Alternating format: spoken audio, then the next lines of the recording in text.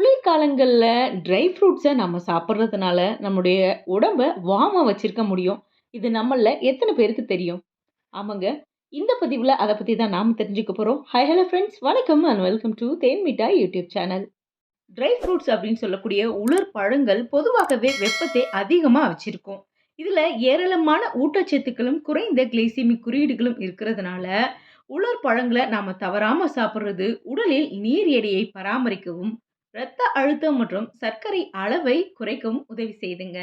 நம்முடைய உடலை எப்போதுமே வார்மா வச்சிருக்கணும் அப்படின்னா, நாம ட்ரை ஃப்ரூட்ஸ சாப்பிடலாம். அது என்னென்ன அப்படிங்கிறத ஒண்ணு ஒண்ணா பார்க்கலாம். அதுல ஃபர்ஸ்ட் நம்ம பார்க்க போறது அத்திப்பழம். அத்திப்பழங்கள் உடல் வெப்பத்தை அதிகரிக்கக்கூடிய தன்மை உடையவை. அதனால குளிர்கால மாதங்களுக்கு சிறந்த உணவுப் பொருளா இது இருக்குது.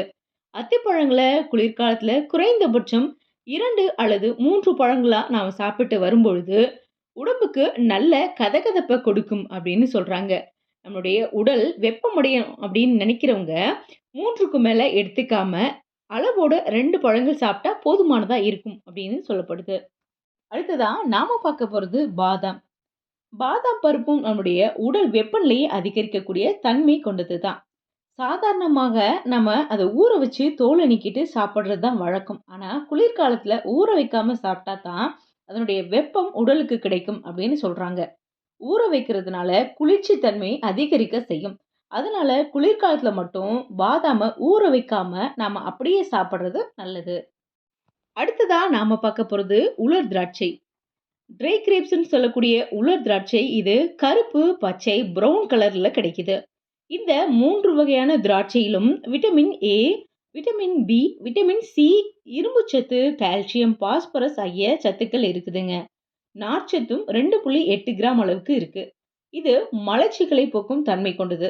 இத ஆண்டு முழுவதும் எந்த நேரத்திலயும் நாம சாப்பிட முடியும்.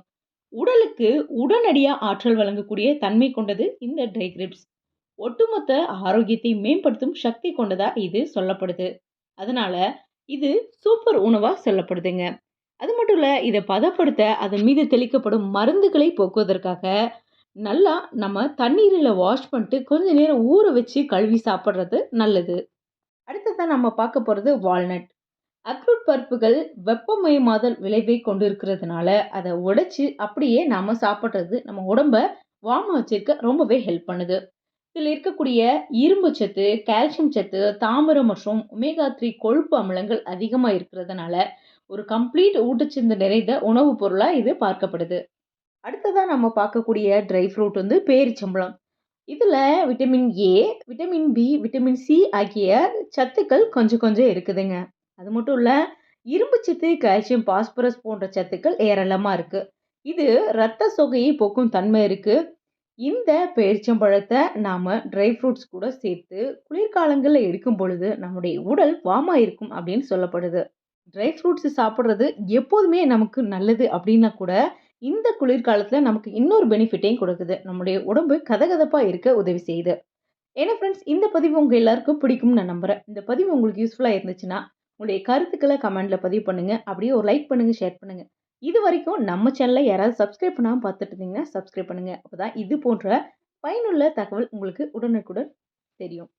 மறுபடியும் இது போன்ற ஒரு யூஸ்ஃபுல்லான கன்டென்ட்டோட நான் உங்கள மீட் பண்றேன். Thank you.